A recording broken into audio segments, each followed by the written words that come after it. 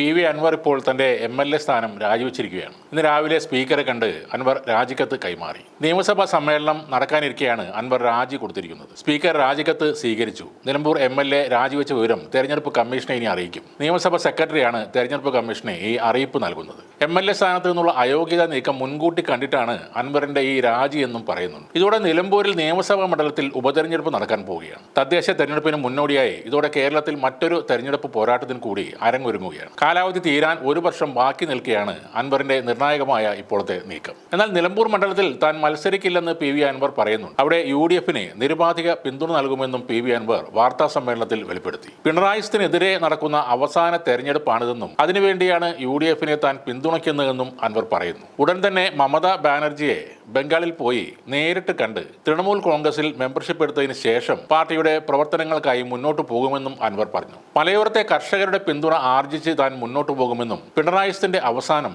നിലമ്പൂർ മണ്ഡലത്തിലായിരിക്കുമെന്നും അൻവർ പറയുന്നുണ്ട്. DCC president V.S. ജോയിയെ അവിടെ സ്ഥാനാർത്ഥിയാക്കണമെന്നാണ് യു.ഡി.എഫിനോട് പറയാനുള്ളത്. അദ്ദേഹം മലയോര പ്രദേശത്ത് ജീവിക്കുന്ന വ്യക്തിയാണെന്നും അതിനാൽ ക്രിസ്ത്യൻ കമ്മ്യൂണിറ്റിയുടെ പ്രതിനിധിയായി കൂടി അദ്ദേഹത്തെ അവിടെ സ്ഥാനാർത്ഥിയാക്കണമെന്നും പി.വി. അൻവർ ആവശ്യപ്പെട്ടു. ഇതിനിടെ തൃണമൂൽ കോൺഗ്രസിൽ ഒഴിവുവരുന്ന രാജ്യസഭാ സീറ്റ് അൻവറിന് നൽകിയേക്കുമെന്നും ചില സൂചനകളുണ്ട്. മമതാ ബാനർജിയുടെ നിർദ്ദേശപ്രകാരമാണ് അൻവർ തന്റെ എം.എൽ.എ. സ്ഥാനം രാജിവെക്കുന്നതെന്നാണ് സൂചനകൾ. ചിലപ്പോൾ അതുകൊണ്ട് തന്നെയാകും നിലമ്പൂരിൽ മത്സരിക്കാൻ ഇല്ലെന്നും പി.വി. അൻവർ പറയുന്നത്. നിലവിൽ CPIM സ്വതന്ത്രനായാണ് അൻവർ നിലമ്പൂരിൽ നിന്നും വിജയിച്ചത്. തുടർച്ചയായി 2 തവണ നിലമ്പൂരിൽ നിന്നും വിജയിച്ച അൻവർ ആര്യാടൻ മുഹമ്മദിന്റെ കുത്തക മണ്ഡലമായിരുന്ന നിലമ്പൂരിനെ ഇടതുപക്ഷത്തിന് അനുകൂലമാക്കി മാറ്റുകയായിരുന്നു. എന്തു തന്നെയായാലും ആകാംക്ഷ നിറഞ്ഞ രാഷ്ട്രീയ കരുനീക്കങ്ങൾക്കാണ് അൻവർ വീണ്ടും ഒരുങ്ങുന്നത്. നിലമ്പൂരിൽ ആര്യാടൻ ഷൗക്കത്തിനെ പിന്തുണയ്ക്കില്ലെന്ന സൂചനയാണ് അൻവർ വീണ്ടും നൽകുന്നത്. ആര്യാടൻ ഷൗക്കത്ത് ആരാണ് എന്നായിരുന്നു അൻവർ ചോദിക്കുന്നത്. ആര്യാടൻ മുഹമ്മദിന്റെ മകനല്ലേ, സിനിമ എടുക്കുന്ന ആളല്ലേ, അദ്ദേഹം നാട്ടിലുണ്ടോ എന്നും അൻവർ പരിഹാസത്തോടെ ചോദിക്കുന്നു.